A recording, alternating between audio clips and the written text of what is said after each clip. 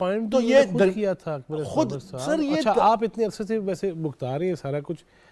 Chief election commissioner صاحب کے حوالے سے جو بیانات دے دیتے ہیں, الزام لگاتے ہیں, پرسنلی آپ کا I salute the chief election commissioner. I think یہ پاکستان کی الیکشن اور الیکشن کمیشن کی تاریخ میں انہوں نے نئی تاریخ رقم کی ہے. اینڈ ہمارے تمام اداروں کو میرا خیال ہے ان پہ یہ ذمہ داری ہے کہ ان کے ہاتھ اسٹرینگتھن کریں, نہ کہ ان کو ایروڈ کریں, نہ کہ ان کو کوسچن کریں, نہ کہ ان کو آگے پیچھے ان کے راستے میں رکاوٹیں کھڑی کریں. میں اس سے زیادہ نہیں کہہ سکتا, لیکن آپ کو پتہ ہے میں کیا کہہ رہا ہوں. یہ الیکشن کمشنر نے جو فیصلے دیے ہیں اور جو فیصلہ دیا ہے فارم فنڈنگ کا, ہیٹس آف ٹو ہم.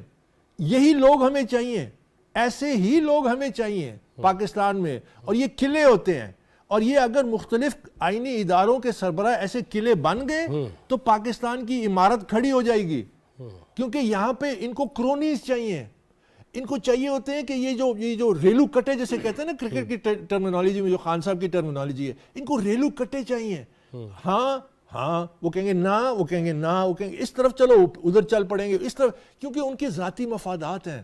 ان کو کسی کو وزارت چاہیے. آپ کی طرح کے کتنے لوگ پی ٹی آئی میں موجود ہیں جو ابھی تک دل سے برا, آپ تو خیر ہاتھ سے بھی روک رہے ہیں, لیکن جو دل سے برا جانتے ہیں؟ بڑی تعداد ہے, بڑے لوگ ہیں انشاءاللہ. خیر مجھے اب کہتے ہوئے بھی یو سی کہ یہ لوگ اکٹھے ہوں گے اور سب نظر بھی آئیں گے, اور بہت زیادہ لوگ ہیں. تھوڑا سا ان کو اسٹرینگتھ چاہیے, تھوڑا سا ہوا بدلے گی. اور دیکھیے پالیٹکس میں بہت سارے فیکٹرز ہیں.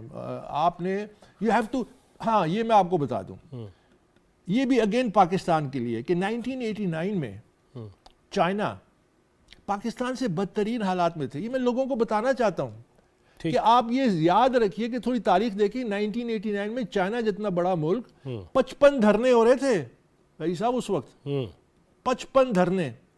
ایک لیڈر تھا ڈینگ سیاؤپنگ, اس کی ویژن تھی, اور ساتھ اس کے جو اس وقت کی ان کی اسٹیبلشمنٹ تھی وہ مل گئی. انہوں نے مل کے قوم کو ڈائریکشن دی, انہوں نے تمام رکاوٹیں عبور کی. اور وہ ڈائریکشن کیا دی؟ اس نے میرٹ لے کے آیا اپنے نظام میں, کمپٹنس لے کے آیا, چائنیز بچوں کو امریکہ بھیجا, آج تک لاکھوں میں ملینز, ان کا سب سے بڑا دشمن, اس کو کمپٹنس دلوائی, ملک کو چلایا, اکانومی کو چلایا, وہ سپر پاور بن گیا. یہ میں نہیں چھوڑوں گا اور میں چھوڑ دوں گا, اور یہ جو نانسنس کی سیاست ہے, this has to stop. یہ پاکستان افورڈ نہیں کر سکتا. If you want to go ahead, somebody will have to catch this bull by the thorns اور اس کو آگے لے جانا ہے. Somebody will have to do it. Otherwise there is no escape. یہ جو ہم باتوں سے پاکستان ٹھیک نہیں ہوگا, عمل سے ٹھیک ہوگا. آپ نے اپنے عمل سے ثابت کرنا ہے کہ آپ پاکستان کے خیر خواہ ہیں. دیکھیے آج یہ مشکلات ہیں پاکستان پہ, یہ لیڈرشپ میرے نزدیک, خیر جو بھی حکومت ہے وہ ان کی اپنی ذمہ داری ہے. آپ مشکل ترین حالات سے کیسے نکلتے ہیں؟ آپ لوگوں کو اپنے ساتھ لے کے جاتے ہیں, آپ لوگوں پہ یہ ثابت کرتے ہیں کہ اس مشکل وقت میں بھی مشکل میں ہوں, میں بھی 2 کمرے کے گھر میں رہتا ہوں, میں بھی سارے محل میں نے بند کر دیے ہیں, میں بھی کوئی غیر ملکی آتا ہے تو میرے ساتھ اسی چھوٹے گھر میں مجھ سے ملتا ہے. اس سے بجٹ خسارہ نہیں پورا ہو جائے گا, یہ نہیں ہوگا, لیکن اس سے قوم اٹھ جائے گی. سمبلزم ہے. آپ خود رہتے ہیں محل میں پہاڑی کے اوپر, آپ خود جاتے ہیں ہیلی کاپٹر میں, آپ لوگوں کو کہتے ہیں کہ میرے ساتھ قربانی دو. واٹ از دس؟ یہ تو سیاست, یہ تو اس کی نفی ہے. This is nonsense. ہم نے دیکھیں, you have to see through this. Pakistan پچھلے 2014 سے, اینڈ انفارچونیٹلی میں دل کی باتیں کر رہا ہوں, ہر ادارے نے اپنا حصہ ڈالا ہے اس تباہی میں. There is not one which can escape responsibility. لیکن اکبر اسبابر صاحب, ابھی ہم نے آغاز میں جو آپ کو ویڈیو دکھائی جہاں پہ ایک ضلع کونسل, میونسپیلٹی نہیں, ضلع کونسل کے چند واقعات میں کروڑوں کے کمیشن ہوں گے. اب ضلع کونسل تو چلے جائیں, ضلع ٹو ضلع, ڈسٹرکٹ ٹو ڈسٹرکٹ. آپ کی جماعت کے دور میں تو یہ ہوتا رہا بھائی جان. سر میری جماعت میں کیا, میں کس لیے میں لڑا, میں یہ کہتا آیا ہوں کہ 140 پہ جب transparency international P T I کی حکومت کو رینک کرتی ہے کرپشن میں, جو تاریخ میں پرابلی ورسٹ ہے پاکستان کے لیے, کیونکہ 116 پہ تھا جب انہوں نے اقتدار سنبھالا. یہ وہ پارٹی تھی جو کرپشن ختم کرنے, مجھے تو ان کا سب کچھ پتہ ہے. میں تو عمران خان کے سامنے بیٹھ کے, یہ جو بیٹھے ہوتے تھے نا, جو آج بڑے بڑے بنے ہوئے ہیں, جن کے پاس یو فون کارڈ کے پیسے نہیں ہوتے تھے, جو ویگن میں پشاور سے آتے تھے, جن کو ہم یہاں G9 کے اڈے پہ ریسیو کرتے تھے, جو آج ارب پتی بنے, ان کے سامنے بیٹھ کے جب میں نے ان کے کرتوت دیکھے, میں نے خان کے سامنے بولتا تھا, اس دن سے ڈرو کہ جب آپ اقتدار میں آؤ گے آپ باقی سب کو پیچھے چھوڑ دو گے. کہتے ہیں کیوں؟ میں نے کہا آپ بھوکے ہو. آپ لوگوں کا تو بالکل میرے سامنے نہیں بولتے تھے, خان بھی نہیں بولا, کبھی بھی نہیں بولا. لیکن کس وجہ سے پتا چلا بھوکے ہیں؟ ان کی حرکات کی وجہ سے, ان کے اعمال کی وجہ سے. مطلب اب میں زیادہ تفصیل میں کیا جاؤں آپ کو.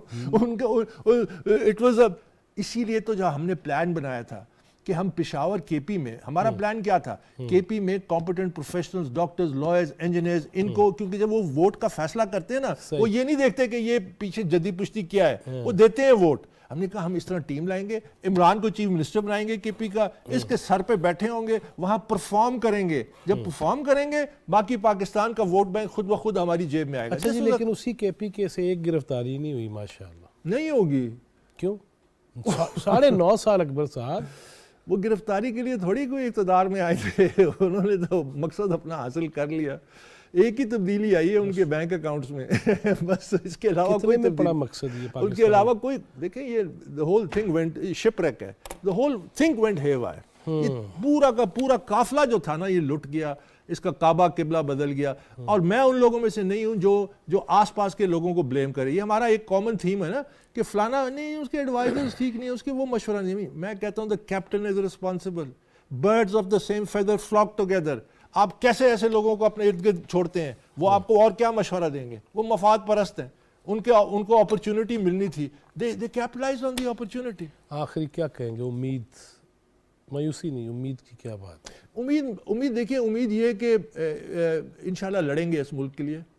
اور مجھے جو ایک نظر آتا ہے ایک یہ کہ یہ جو اس وقت جو سیاست ہو رہی ہے, میرے نزدیک لوگ میجورٹی مایوس ہو چکے ہیں, اور مایوس ہو کے وہ ایک ڈائریکشن پہ چلیں گے. کیونکہ جب ویکیوم ہوتا ہے جینوئن لیڈرشپ کا تو وہ ویکیوم فل ہوتا ہے اور لوگ اس کی طرف آتے ہیں. اور ہماری یہ کوشش ہوگی کہ لوگ ہماری طرف آئیں, ہم ان کو راغب کرنے کی کوشش کریں گے. لیکن پاکستان کو بچانا اور آگے لے کے جانا, آپ نے پھر انہیبیشنز نہیں رکھنی ہے. آپ نے آگے جانا ہے, آپ نے فوکس کرنا ہے اور اس کے لیے اسٹریٹجی بنانی ہے. اور میں نے جس طرح کہا کہ آپ نے اداروں کو ریزریکٹ کرنا ہے, ان کو دوبارہ اپنے پاؤں پہ کھڑا کرنا ہے, اس کے اندر میرٹ لانا ہے, اس کے اندر کریڈیبل لوگوں کو لانا ہے, اور کم از کم 5 سے 10 سال آپ نے ایک ڈائریکشن پہ چلنا ہے. اور یہ جو تمام جو کچھ ہوا اس کو آپ ایک نائٹ میئر سمجھیں. بہت شکریہ اکبر اسبابر صاحب, تھینک یو ویری مچ.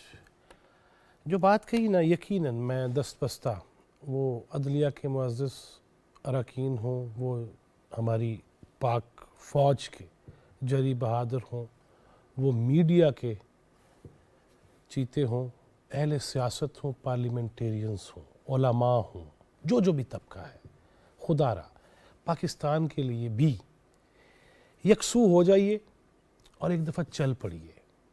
کوئی طاقت ہمیں آگے بڑھنے سے روک نہیں سکے گی.